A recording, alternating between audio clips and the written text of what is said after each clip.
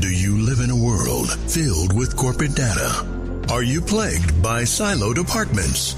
Are your lackluster growth strategies demolishing your chances for success? Are you held captive by the evil menace, Lord Lack? Lack of time, lack of strategy, and lack of the most important and powerful tool in your superhero tool belt, knowledge. Never fear, HubHeroes. Get ready to don your cape and mask, move into action, and become the HubHero your organization needs. Tune in each week to join the League of Extraordinary Inbound Heroes as we help you educate, empower, and execute. HubHeroes, it's time to unite and activate your powers. Before we begin, we need to disclose that both Devin and Max are currently employed by HubSpot at the time of this episode's recording. This podcast is in no way affiliated with or produced by HubSpot, and the thoughts and opinions expressed by Devin and Max during the show are that of their own and in no way represent those of their employer. All right, Hub Heroes, that's right. We are here and we are ready. I'm super excited to be here on what we might call launch day of the League of Extraordinary Inbound Superheroes. The future is bright, my friends. The future is bright. Why, you might ask? Because we're here to help you do inbound, HubSpot, content, sales, heck, you name it, better, or at least not alone. Now, first, before we jump into the good stuff, the conversation of the day, what do I mean by we? Well, I'm not alone on this fantastic journey. I have two other superheroes by my side, so let's meet them first. First up, Devin Bellamy. Devin, you didn't know this was coming, but why don't you let the Hub Heroes listeners know a little bit about you, who you are, what you do, and maybe some information that we might find shocking or unique? No, I didn't know it was coming, and I also didn't know that intro was coming. I'm not cool enough to be brought in by any of that, but I'm glad to be here. For those of you guys who don't know me, my name is Devin Bellamy. I work at HubSpot. I work in the partner enablement. I deal with partners, solutions partners who basically help customers grow better. Before that, I was in the partner program myself. I've done onboarding. I've done strategy. I've built out who knows how many portals, built HubSpot CMS websites. Tons of fun. And let's see, a fun fact about me. I used to teach Kung Fu. That's the interesting tidbit. There we go. All right. Next up, joining us for the high-flying adventure is Mr. Max Cohen. Max, why don't you let the Hub Hero listeners know a little bit about you, who you are, what you do. Man, this one scares me even giving you this opportunity, but a little tidbit of information that we might find shocking or unique. Hey everybody, my name is Max Cohen. I am currently a senior solutions engineer. I just got a promotion over at HubSpot. I've been at HubSpot for around 6.5-ish years right now. Did a lot of stuff from customer onboarding to learning and development as a product trainer. And now I'm on our sales team, and it's super fun because I get to have really awesome conversations with customers and reps about HubSpot and the possibilities and all that fun stuff. And I also just create a lot of content around inbound marketing, sales, HubSpot, things like that. You can find me on TikTok if you haven't already. Maybe not a lot of people in the LinkedIn and like HubSpot universe may not know about me is that my life outside of like HubSpot and inbound, beyond being a dad of two wonderful daughters, is I've played and coached like competitive paintball since I was 15 years old. That's like another big half of me that like I don't really talk too much about on LinkedIn because I don't really think people care too much about it. That's kind of the other side of me. And you know, now that the pandemic is finally hopefully over, I'll be getting back into a little bit of that instead of just sitting behind this desk all the time. Oh, we might have to get some video clips of that. Here's the thing, listeners, I want you to know, like, hopefully you heard all of the years of experience, years with HubSpot, the nerdiness that is coming through. By the way, I'm George B. Thomas. I have been doing inbound in HubSpot since 2012. I've been training, doing onboarding, implementing. Well, listen, my office is orange. My mic is orange. On any given day, I'm wearing orange. To say that I love HubSpot and the people that use HubSpot is probably an understatement. By the way, the weird thing about me is I love peanut butter and pickle sandwiches. So you can chew on that one for a little bit. How long have you been pregnant? Oh, well, there's probably a joke there, but we'll move on because listeners, you may have stumbled onto this podcast. You may have clicked on the link in the socials, but did you know that you have your very own Hall of Justice? That's right. You can head over to thehubheroes.com at any point to catch up on future or historical episodes, depending on where in the timeline you are listening to this here episode. Also, over at thehubheroes.com, you'll be able to join the League of Heroes, suggest an episode, and even see all the podcast apps and listening locations we're broadcasting to. So head over to thehubheroes.com and get what you need. One last thing we need to mention for you, the community, before we get into the topic of starting with why. You need to know this. You, my friends, have a special hero signal at your fingertips. You know, kind of like the bat signal. Anywhere on the socials at any point in time, you can use the hashtag HubHero Podcast, and we're going to come running. All right, here we go. Let's get into the good stuff and start the conversation, starting with why, turning humans into heroes. Devin, Max, where do you guys want to start with this conversation on starting with why? A lot of this kind of stems on why we wanted to get together and like do this podcast in the first place, because the one thing that I think really kind of ties all of us together is in one way, shape, or form. We were all HubSpot trainers or are HubSpot trainers and still in some capacity HubSpot trainers, however you want to shake that out. The most common question that I've gotten is like, all right, we have HubSpot. Where do we begin? Or we're starting to do inbound marketing. We're starting to do inbound sales. We're starting to do inbound in general. Where do we begin? And I think when we were talking about this a while ago and kind of coming up with like our first topics and ideas for this show, we called this episode like starting with why, I think for like a reason. For me, and Devin and George, I want to hear like your takes on this too. 5 years ago, like, you know, while HubSpot was kind of turning into a CRM or morphing into a CRM, and it was still like mostly a marketing tool, I think it was a little more obvious the answer of why are you getting started with HubSpot, and that was really to do inbound marketing. This is back when like inbound was just marketing. We didn't think of it as this more like amorphous, larger sort of business, all-encompassing business strategy that is now inbound. So I think a while ago, the starting with why conversation was probably a little bit more narrow. But now that like inbound is a strategy, HubSpot as a product does a lot more than just focus on marketing. Whenever you're getting started with any of it, asking yourself why, like, why are we getting into the idea of doing inbound? Why are we using a tool like HubSpot is the most important question you have to answer. Because HubSpot is a giant blank canvas. Inbound could do many different things for you. It can touch a lot of places in your business. But for me, like when it comes down to starting with why, it's like, why are you getting into either deploying this strategy or using this tool? Because from there, that's where you can start to think about like, hey, what are our first moves? What are our first steps? What are the things we want to think about when it comes to reporting? What are the problems we want to be able to solve for a business? All that. And like, that's just kind of the question that I'll like turn around on people. You know, I'm curious before we dive like too deep into it, you know, Devin, what have those conversations looked like for you in the past? What have you told people in terms of like where to begin, things like that? The thing that I always explain, you put it great, it's a big blank canvas. It's a tool. Yeah. And it can do so many things. But the question is, what do you need it to do? And that's the biggest thing that you need to identify first is before the first step to using HubSpot is not even opening HubSpot.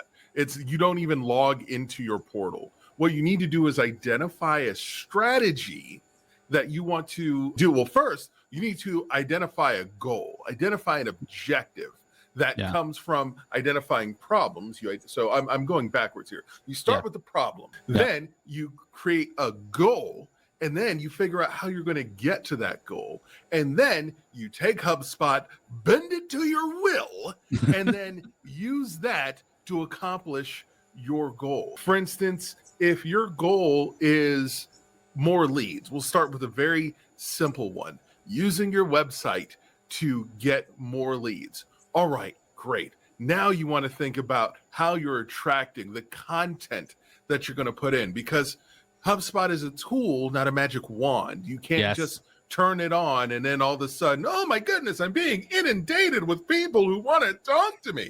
That's not how it works. What you got to do is you have to come up with the content ideas and strategies, compelling something that makes people want to interact with you, that makes people think that, hey, you know what, this person's amazing. And then what you do is you use that to create a path that people can then convert. There's a technical term, we like to call it conversion path. That's what you want to use. And that's just like the marketing aspect. And then you talk about CRM and sales and how you can get that interdepartmental cooperation and kumbaya and alignment and all that fun stuff. That's why you start with a why. You can't, how can I use HubSpot better? No, how can you attract people better? How can you be awesome out there? And then how can the tool work for you? And I want to jump in here because I think there's so much good happening in this conversation. And I want to even go like a step before this. And I really want to take a moment to empower the listeners who might be listening to this before they even get HubSpot or they just got HubSpot, and empower them from the Lord lack of knowledge of why the crap somebody just bought this tool and said, now use it, and said, good luck. Because what I want to empower them with is the ability to say the question you should be asking the people that are in the C-suite, the people who purchased the tool, that looked at you and said, you are the implementer. You should turn and say, why? What are we trying to achieve? Just like Devin and Max said, what is the problem? What are the hurdles? What are the goals? What is the roadmap? What can I actually line out and look at the future and gain a vision for where I'm trying to go? Because then another piece of what you gentlemen said was bend it to your will, mold it. I want everybody to be educated on the fact that HubSpot is not paint by numbers. It's a box of Play-Doh. You can literally pull it out and mold it with things like custom objects, custom properties, views that you can actually make dependent upon how your team needs to use them. And it's not just this out-of-the-box SaaS silver bullet software. We're winning. We paid thousands of dollars, and now we're like... Make it rain. No, we turned on the leads feature. We turned on the leads feature. No, it literally is this thing of we've got this tool. We have to build a roadmap. We have to customize it to our needs. And it all does come back to why. Now, with that understanding and empowering and educating these folks on this, my question is, what are, and again, we may start at marketing, we may start at sales, we may talk about service, we might just talk about RevOps, which talks about all of them. What are these foundational elements or items that you historically have seen as trainers around inbound and HubSpot that you're like, by all that is holy, get this in place, or like think of this thing? The funny part that I think a lot of people don't even consider is like, no matter what part, if we were to kind of like take the basic parts of inbound strategy, attract, engage, delight, let's look at the big three parts of the methodology. Depending on how your business, your organization, whatever you are, depending on how you're doing and where the biggest pain points are in that whole cycle, you might be starting at different places. What a lot of people don't think about is like, okay, what do we do if we get really, really good at that one piece of the puzzle? What sort of like downstream problems does that cause? So for example, you know, someone could be thinking like, all right, we're thinking about like attract here. Let's turn on the content machine. Let's get really smart at thinking about who our buyer personas are. Let's get really smart about generating demand with content. And let's think about what people are actually searching for online when they have certain problems. And preach it, brother. Let's pretend you get really, really good at just attracting people. And maybe you're setting up some conversion paths. I know there's plenty of people today that believe in completely ungating everything. And I think within inbound, there's even an argument for that too, but that's neither here nor there. Let's say you go and you're just collecting a whole bunch of leads because you created a lot of great content. It's like, cool, now what? Are you just going to send them over to sales? You're creating all these people that are coming and they want to gather all your content, but you don't have any sort of plan of taking them from someone who's just built up enough trust that in you and giving you their information, and like, now what? You're just going to send them over to sales because you didn't really think about what was going to happen in the in-between. You didn't really think about how you were going to begin to like engage them, or the marketing to sales handoff or anything like that. There's always going to be some sort of physics involved. And if you do really good at this, what is that going to mean downstream? If your sales team becomes extremely efficient, right? Maybe you get the sales hub, you know, and they start being able to communicate with a much higher volume of people at a much faster rate, and they're having a lot of great conversations. And because they're not spending a bunch of time on administrative BS, maybe that means they're closing more customers and they're creating a lot more customers. That's awesome. But if you don't have like the customer service or the customer support infrastructure in place behind that, well, then that's going to get really ugly really quick. All your new customers are going to go back to your salespeople because you don't have a CX org in place in order to be able to help them when those people have questions, or you don't have something like a knowledge base that's going to help people self-serve. Not only do you got to say like, hey, this is what we want to do to get started, you also need to like think a little bit about it. It's like, hey, let's say this goes well. What's the downstream physics of that mean for us? And do we have the ability to like answer or solve for those problems as they come up? Right. And I'm not saying think 3, 4, 5, 7 steps ahead, but just say like, hey, here's our first initiative. If we do well, what does that mean? And maybe there aren't any problems. Maybe there is 6 or 7 steps ahead, but at least 2. And Devin, I'm going to kick it over to you here in a hot second, but I want to unpack something that hit my brain is in HubSpot, like in life, best case scenario, worst case scenario. Have a backup plan for both of those. Because sometimes your best case scenario, if it's too much of best, is all of a sudden a lot of friction or force in the wrong direction. Which, by the way, the reason I kicked in here real quick is I want the listeners to know and you two to know that I've gone over to our massive library of ideas for episodes, and we added inbound physics, as well as I added this one, Max, because of something you said, to gate or not to gate? That is the question.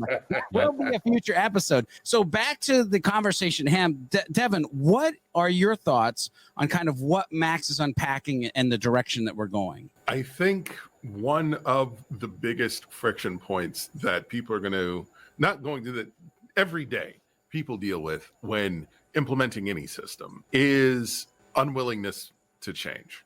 And that's either from an organizational standpoint or from just an individual standpoint. Like it could be something you're willing to do. One of the biggest mistakes that I've seen people make is, let's say they've been working with MailChimp for years and then they get handed HubSpot.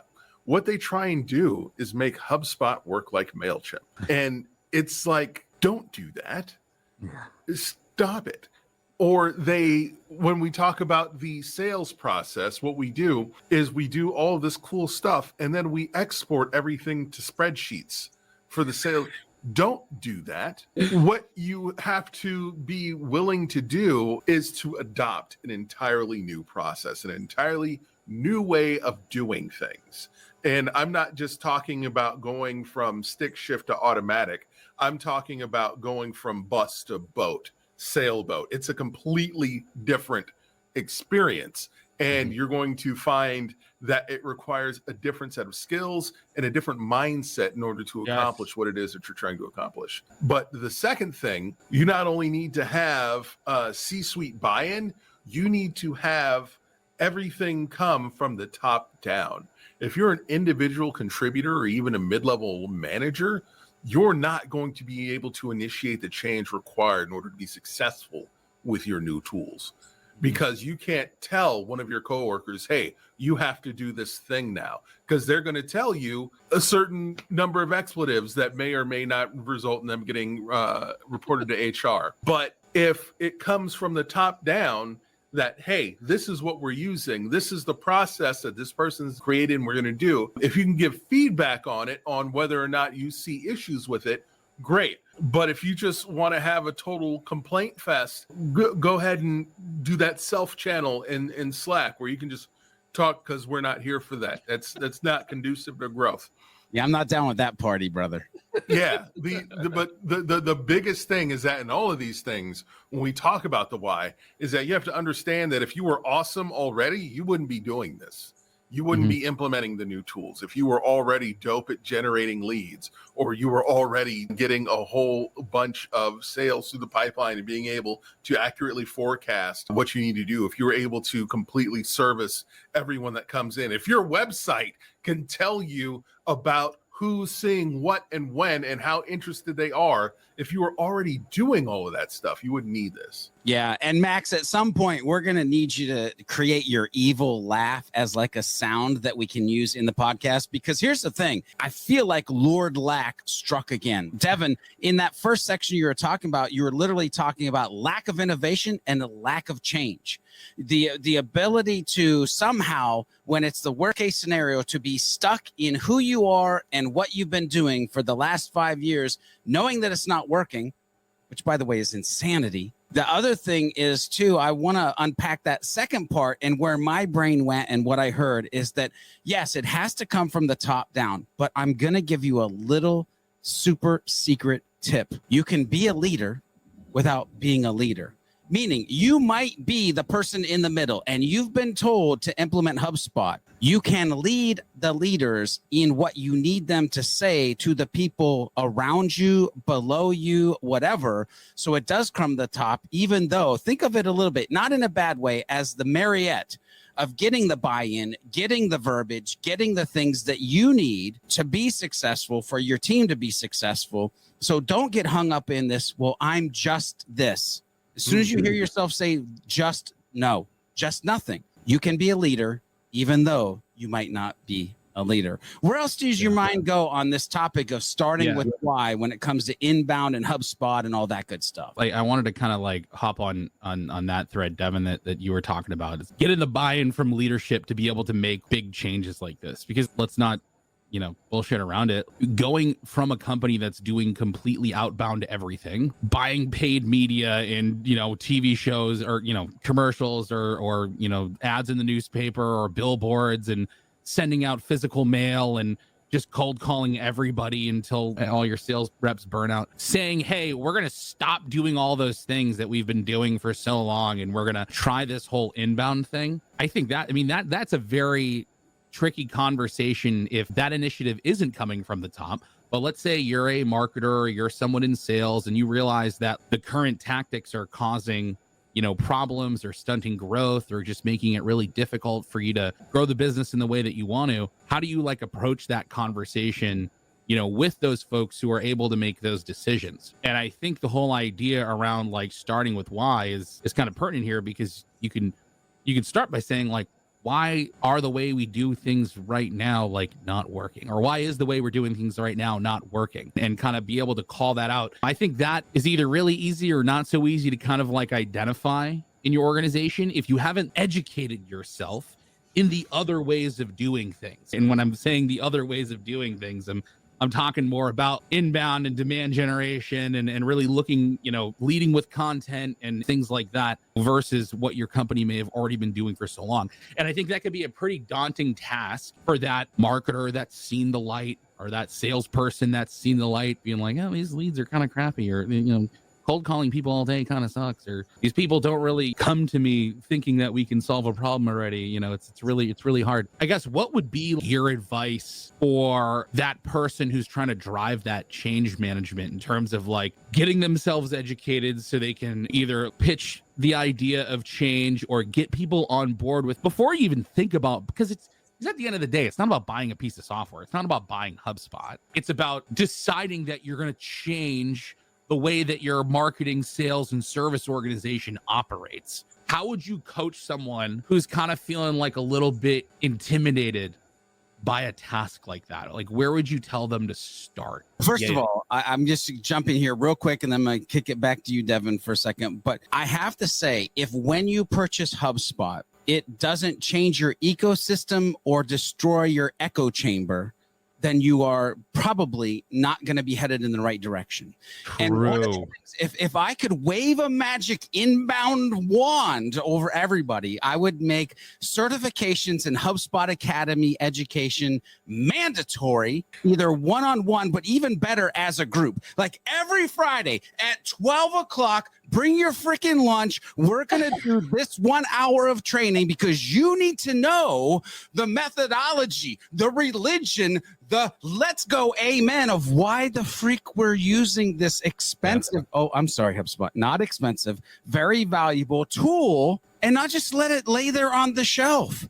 So education is the key. It is the life chamber. It is the thing that will breathe oxygen into new ideas, new strategies, new things that you want to push forward as a company. I'll stop, get off my soapbox. Devin, what are your thoughts?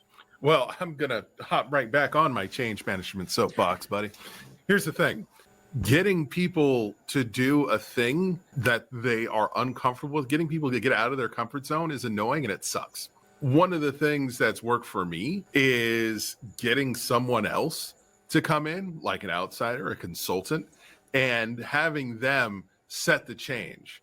Because like the Christian says, Jesus wasn't even accepted at home. Why would you expect that you would be? The thing is that if you bring in someone else to work on it and to document and implement, and keyword document is a part of implementing this change so people can go back and refer to it, then that helps. Even if you're the expert, even if you are the absolute go-getter boss hog when it comes to HubSpot, the fact that they will respect an outside voice before they respect yours, sometimes that's the case. But the other thing is just setting the expectation that everything is changing. Normally, I'm all about parallel testing and gradual transition, but this is like changing from driving on the left side of the road to driving on the right side of the road. You can't gradually change that. That's just something that one day, this is what we're going to switch over to, and this is how it's going to happen. And we're going to migrate all this data from the old thing to the new thing, and this is what it's going to do. If you can't handle that, regardless of how much of a rock star you are within the organization, if you can't handle that, there's going to be consequences and repercussions. And so you can lead with a carrot, but there's got to be some stick behind it, which is why I talk about getting buy-in from management and C-suite. And then George hit it right on the head with managing up.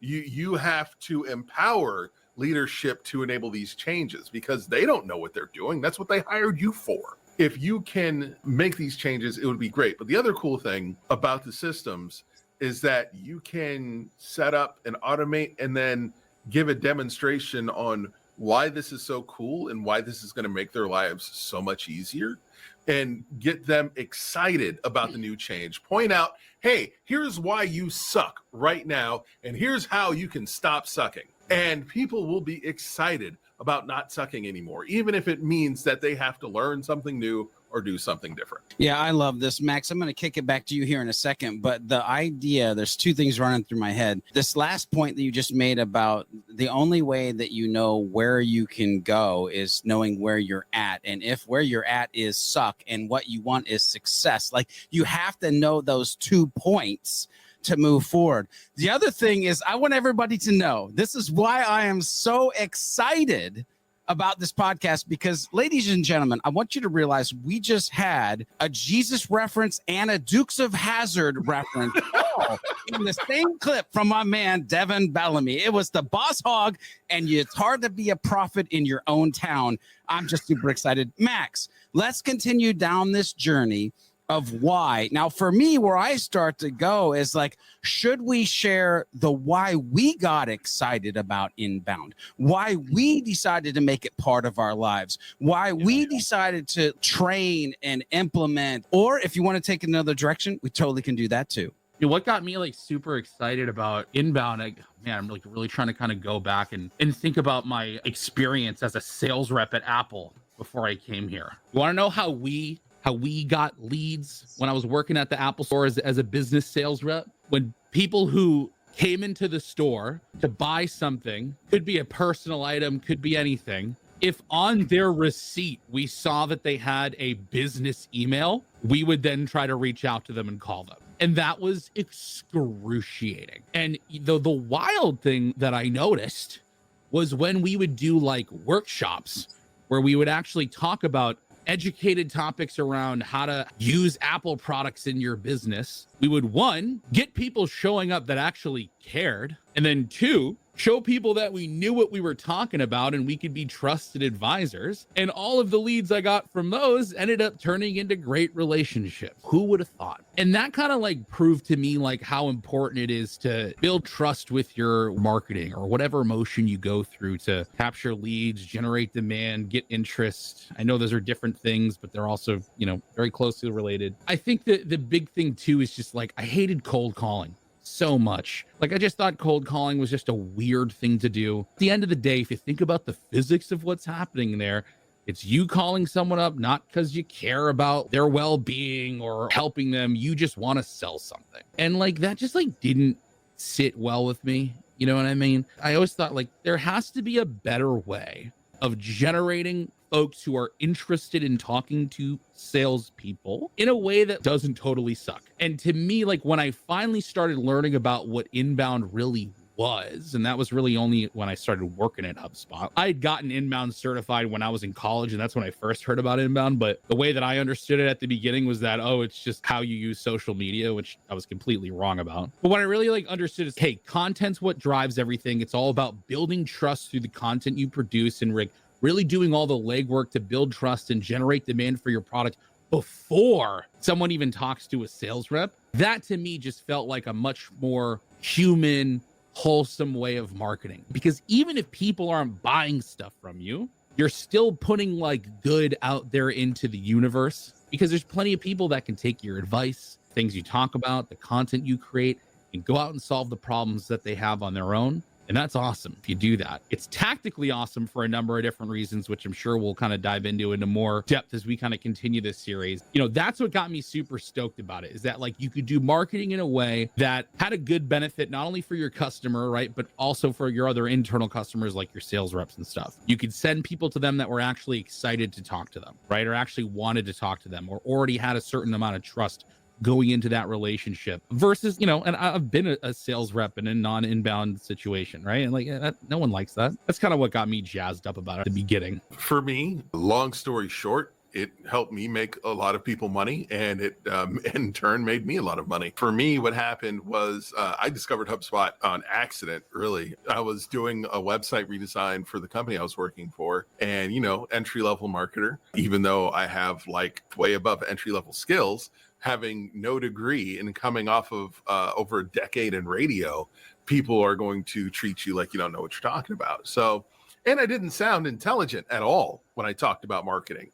I would just try and explain concepts that I had reversed engineered from these multi-billion-dollar organizations like McDonald's. I didn't sound, I wouldn't have given me money. What ended up happening is the CEO asked me to create the website, and I asked him what websites he likes. He's like, HubSpot has a really cool looking website. I'm like, all right.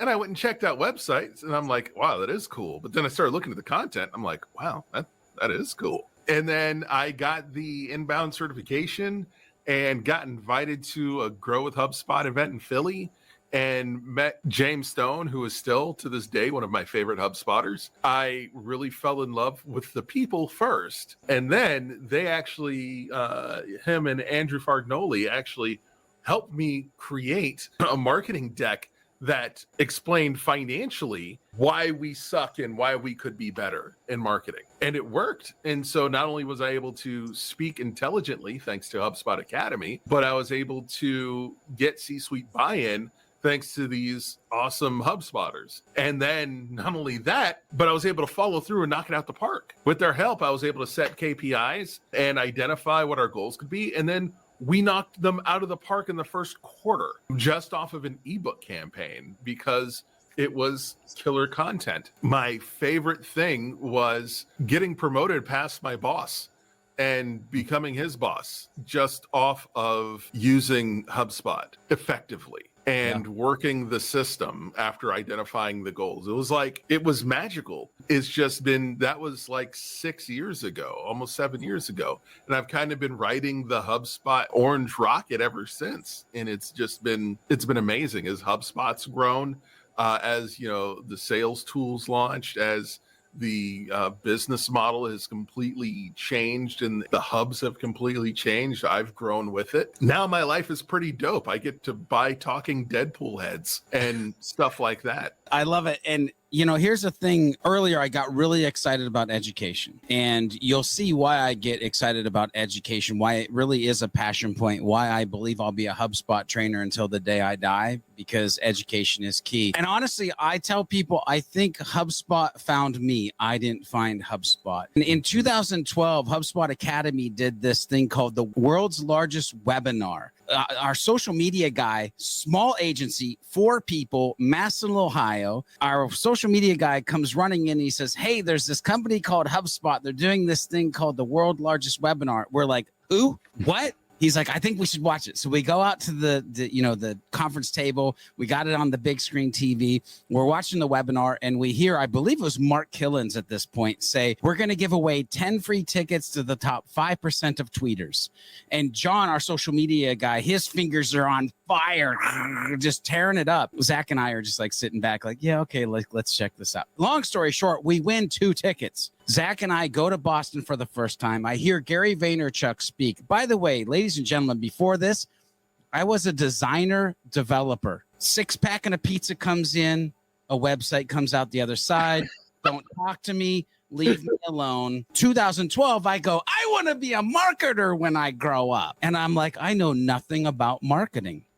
We come back September 2012. We get HubSpot for the agency. I start attending webinars. I get 1 certification. 1 becomes 3. 3 becomes 6. 6 becomes 12. 12 becomes 21. 21 becomes 38. HubSpot Academy certification is literally multiple, probably college degrees based off of HubSpot Academy education. It ends up enabling me to get a job at the sales line, which then enables me to become a professional speaker, which then enables me to onboard companies that if you asked me in 2012, will you ever talk to employees of these types of companies? I'd be like, no, but I've been able to do that because of education. And this is why when I said a while ago, I would make education mandatory, because if you can learn what you don't know to implement what you need, your future will be bright. I need you to rewind that part of the podcast, because there's a key to life and a key to HubSpot and a key to inbound in that last 15 seconds. Now here, I'm going to tie it all together. The reason I fell in love, my why with this whole journey, was because in 2012, HubSpot was preaching, don't call me a customer. I'm a human. The reason, the why that your company has HubSpot, the reason, the why that you should focus on your why, the reason, the why that you should go past your hurdles and head towards your aspirations is because of the humans that you are serving, the humans that you are helping pass their hurdles with the content and the strategy and the sales that, yes, at the end of the day ends up being revenue, but in reality was life-changing to those people around you. Yeah, what he said, all of that. That's the thing. I think HubSpot Academy is one of the most game-changing things people can bring into their lives. It's constantly expanding. I mean, even beyond the certifications, the gems that are in just the straight courses, if you just take time, like I remember I spent a week, it was like over the course of a week or 2 weeks, I got every HubSpot certification that became available. And I came out of the other side of that a completely different marketer. When I would go to Inbound every year and I would go to the breakout session, I literally just did a speaking engagement at a conference in Wisconsin. Shout out to everybody at Experience Inbound. I did a breakout on email deliverability, and everything that I spoke about, everything I said, I either learned through HubSpot Academy or I picked it up from different years of going to Inbound. It's like people, like you said, I never, 5-6 years ago, I never would have imagined giving a talk to professionals about email deliverability, being the guy on the stage talking about email deliverability, and just having that. I went to college for music education. Like this is not at all how I pictured my life being. And if you do nothing else, get on academy.hubspot.com. If this is the last episode of the podcast you listen to, the next thing you should do is just spend your time at HubSpot Academy. And here's the other thing. I think we hear a lot lately, just with how everything is crazy with the economy and crazy with the job market, all this stuff. you hear a lot of people talking about the idea of like breaking into tech. I think there's also this concept of like breaking into the HubSpot universe. HubSpot Academy, which by the way is free for anyone listening to this that isn't familiar with HubSpot Academy yet. All of this educational content, lessons, tracks, courses, certifications, free, right? Free. The way free. Did you say they're free? They're free. They're they free, actually right? Don't cost currency. They're free. What's wild is like, sure, you work at your company, you want to learn more about inbound. It's not just the HubSpot product. Yes, you can go in there and you can get certified on the product, but the majority of the stuff in there is all about strategy, which is product agnostic. Let's say you want to break into the HubSpot universe. That's a great way to get started. But then something to keep in mind, this is great if you want to work at a company that's using HubSpot or just deploying inbound. If you want to work at a HubSpot partner or agency or some kind of company like that, because there is lots of folks in there that are helping HubSpot customers deploy HubSpot, run inbound marketing campaigns, manage their entire portal and their whole setup and everything. And hey, maybe also you could be a freelancer. You could start your own agency, or you could even come work for HubSpot one day like Devin's doing now too as well. And he started with HubSpot Academy. There is this massive ecosystem and universe surrounding this whole HubSpot thing for folks who are looking for a career change. And you don't need to go back to college to do this, right? You don't need to go to college if you haven't gone to college before to do this. All of the education that you need to break into this wonderful community, massive universe. And there's this whole idea of the rise of the HubSpot admin now. That's becoming a thing. It's all just kind of sitting there right in front of you with this HubSpot Academy. So like, don't sleep on that. Go check that out. Is if you're listening to this podcast because maybe you just got put in charge of this HubSpot thing, or you just bought HubSpot recently and you're realizing maybe it's a little bit more difficult than I anticipated, Academy is the greatest place for you to start. Like, I promise you, if you're looking at HubSpot right now and you're looking up at the navigation and you're just like, wow, that's a lot of words, that's a lot of tools, that's a lot of stuff. If you just go get your inbound certification, all of it will start to make sense. The thing that a lot of people don't put together, especially folks that are evaluating HubSpot for the first time, or new to the community, new to the product or the strategy, whatever, is that there's two things. There's inbound strategy, and then there is the HubSpot product. Yes. The HubSpot product is built to deploy the inbound strategy. You could do the inbound strategy without HubSpot. Is it a pain in the butt because it involves tons of different tools and cobbling together a whole bunch of systems in order to do it? Yes, it's a pain in the butt, but that's what HubSpot solves for. But again, every single part of HubSpot and how it's all built together to be one piece of software that does all of this stuff, it's all meant to kind of support this inbound methodology, flywheel, attract, engaged, and delight, whatever you want to call it. It's built to support that inbound strategy. The two work best together. The last thing, just to tie together this whole episode, is the hardest thing about using HubSpot, or any tool for that matter, is the strategy. Yeah. The hardest thing about any of it is the content, is the strategy, is the why. Yep. If you can figure out a why and then create a plan to solve those problems that you're diving into, at that point, the HubSpot user interface becomes extremely simple, because there are so many different moving parts to HubSpot you might not ever use. Yeah. There are a lot of tools in HubSpot that are available that may not be applicable to the goal that you're trying to solve. And that's okay. Yeah. Everything within it is exceedingly powerful. The tools that you are going to use, even if you just use a fraction of the hub that you got in order to accomplish the goal that you've set, you're going to see remarkable benefits. And I'm not just saying that because I bleed orange. I'm saying that because it's made me a lot of money over the years doing that. Being able to know strategy the way I do, being able to be a strategist, being able to come up with a plan for success all across the organizations, not just in marketing. That is what allows me to look at HubSpot and says, okay, I'm going to take this tool, I'm going to take this tool, I'm going to take this tool, I'm going to take this tool, I'm going to put together all of this and do something dope. and then people are going to look at it. I'm going to generate reports.